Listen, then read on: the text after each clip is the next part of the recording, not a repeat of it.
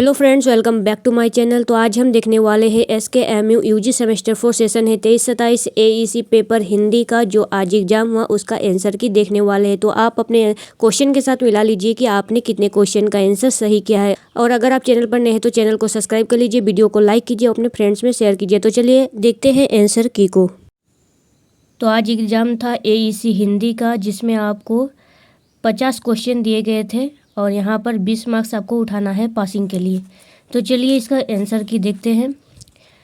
Question दिया गया है सोजे वतन का शाब्दिक अर्थ क्या है। तो सोजे वतन का शाब्दिक अर्थ होता है देश का दर्द, जो मैंने आपको करवाया था PDF में और वीडियो में भी बताया था। सोजे वतन का शाब्दिक अर्थ क्या है? देश का दर्द। क्वेश्चन नंबर 2 दिया गया है सोजे वतन का प्रकाशन वर्ष क्या है। सोजे वतन का प्रकाशन वर्ष क्या है? तो 1908। तो ये ऑप्शन नंबर 20 का राइट आंसर है 1908। क्वेश्चन नंबर 3 दिया गया सोजे वतन किस भाषा में प्रकाशित हुआ। सोजे वतन किस भाषा में प्रकाशित हुआ था? तो उर्दू भाषा में। क्वेश्चन सारे आसान ही आए हैं। देखिए क्वेश्चन नंबर 4 दिया गया सोजे वतन में कुल कितनी कहानियां हैं। तो सोजे वतन में कुल कितनी कहानियां हैं? तो 5 कहानी। क्वेश्चन नंबर 5 दिया गया सोजे वतन में देश को किसके समान बताया गया है। मित्र के समान, माता के समान, शिक्षक के समान या पड़ोसी के समान। तो इसका राइट आंसर क्या है? ऑप्शन नंबर बी, माता के समान।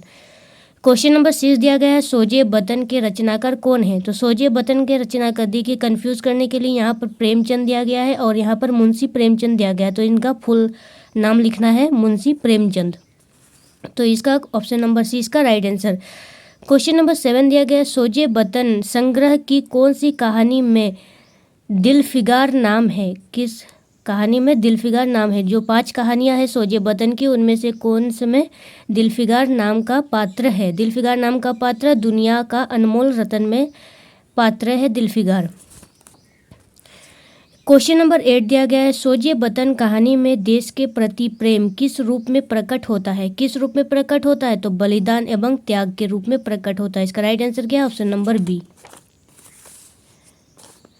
क्वेश्चन नंबर 9 दिया गया है कहानी के पात्रों का मुख्य उद्देश्य क्या है। कहानी के पात्रों का मुख्य उद्देश्य क्या है? तो देश की सेवा। देश की सेवा इसका मुख्य पात्र है।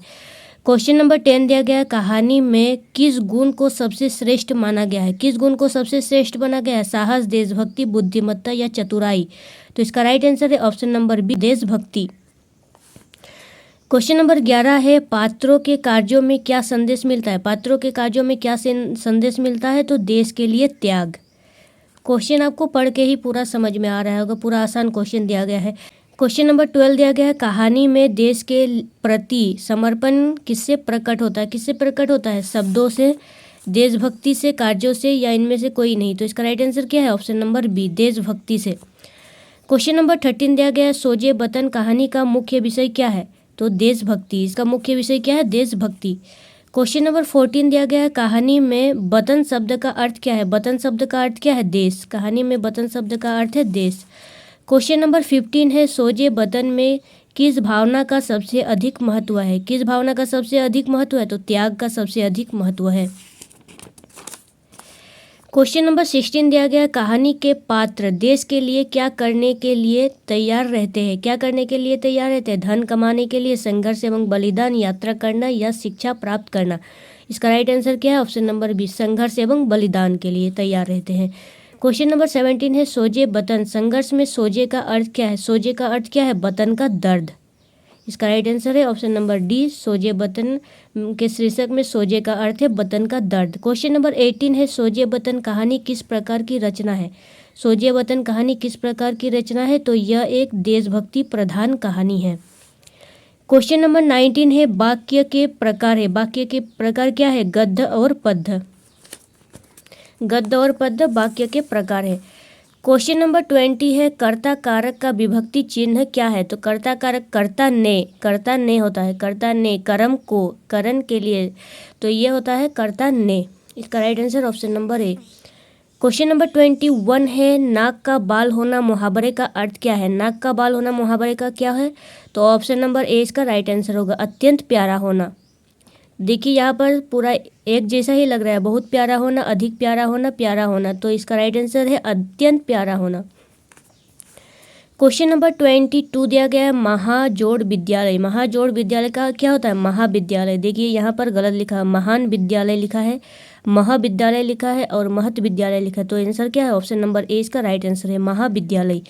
क्वेश्चन नंबर 23 है कमल का पर्यायवाची क्या है? तो कमल का पर्यायवाची दिया है अम्बुज, जल और ऑप्शन में दिया गया पृथ्वी, आकाश। तो पृथ्वी, आकाश और जल तो नहीं होता है, तो कौन सा होगा? अम्बुज।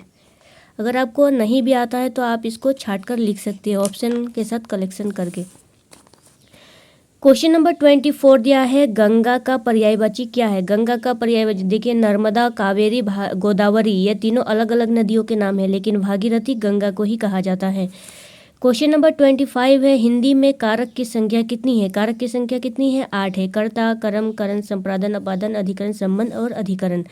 क्वेश्चन नंबर 26 है जो आगे की सोचता हो उसे क्या कहते हैं? तो उसे अग्रसोची कहते हैं। जो आगे की सोचता है उसे अग्रसोची कहते हैं। क्वेश्चन नंबर 27 दिया गया है लोक साहित्य में समास है कैसे? लोक साहित्य में समास है कैसे? लोक का साहित्य, लोक के साहित्य, लोक से साहित्य या लोक में साहित्य। तो इसका राइट आंसर क्या है? ऑप्शन नंबर ए, लोक का साहित्य। क्वेश्चन नंबर 28 है वाक्य का मुख्य अंग कौन सा है? वाक्य का मुख्य अंग कौन है? वाक्य का मुख्य अंग होता है उद्देश्य और विधेय। वाक्य का मुख्य अंग उद्देश्य और विधेय। क्वेश्चन नंबर 29 दिया गया है अन्य शब्द का शाब्दिक अर्थ बताइए। अन्य शब्द का शाब्दिक अर्थ है परस्पर मेल। इसका राइट आंसर है ऑप्शन नंबर ए। तो देखिए यहाँ पर सारे क्वेश्चन का आंसर लगभग ए ही है। क्वेश्चन नंबर 30 है अवधि का दूसरा नाम क्या है? अवधि का दूसरा नाम होता है बेसवानी। अवधि का दूसरा नाम क्या है? ऑप्शन नंबर ए, बेसवानी। क्वेश्चन नंबर 31 है हिंदी शब्द का प्रयोग सर्वप्रथम किसने किया? तो हिंदी शब्द का सर्वप्रथम क्या था? फारस के मुसलमानों ने। फारस के मुसलमानों ने, अरब के मुसलमानों ने, पर्सियों ने या मुगलों ने। तो इसका राइट आंसर है ऑप्शन नंबर ए, फारस के मुसलमानों ने इसका राइट आंसर होगा। क्वेश्चन नंबर 32 है अवहट से क्या समझते हैं? अवहट से क्या समझते हैं? अवहट का अर्थ होता है अपभ्रंशोत्तर। इसका right answer option number D. Question number 33 है हिंदुस्तानी के स्थान पर हिंद का प्रयोग सर्वप्रथम किसने किया? तो किसने किया था? प्रोफेसर गिलक्राइस्ट ने। क्वेश्चन नंबर 34 है अल्पज का विपरीतार्थक शब्द क्या है? अल्पज मतलब होता है कम, अल्पज मतलब कम, तो बहुज इसका राइट आंसर होगा। ऑप्शन नंबर ए इसका राइट आंसर है बहुज, बहुज्ञ। इसका राइट आंसर क्या है? ऑप्शन नंबर ए, बहुज्ञ। क्वेश्चन नंबर 35 है आत्मा विपरीतार्थक शब्द क्या है? आत्मा का विपरीतार्थक शब्द क्या है? तो इसका विपरीतार्थक शब्द होगा परमात्मा, आत्मा का परमात्मा। क्वेश्चन नंबर 36 से समुद्र का पर्यायवाची शब्द क्या है? तो देखिए पुष्कर, सरोवर और जलाशय, ये तीनों क्या है? तालाब का पर्यायवाची है, लेकिन रत्नाकर ये क्या है? समुद्र का पर्यायवाची है। क्वेश्चन नंबर 37 है हिंदी में स्वर वर्ण कितने हैं? तो हिंदी में स्वर वर्ण कितने? 11 है। तो इसका राइट आंसर ऑप्शन नंबर ए, 11।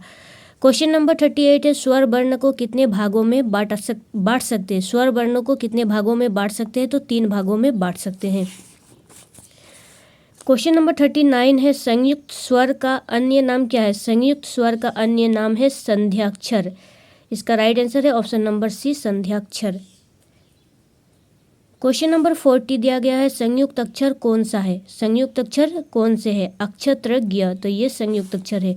क्वेश्चन नंबर 41 है वर्णमाला में कितने वर्ण होते हैं? तो वर्णमाला में 11 स्वर होते हैं और 33 व्यंजन वर्ण होते हैं, तो दोनों मिला के हो गया 44। तो इसका राइट आंसर क्या है? ऑप्शन नंबर ए, 44।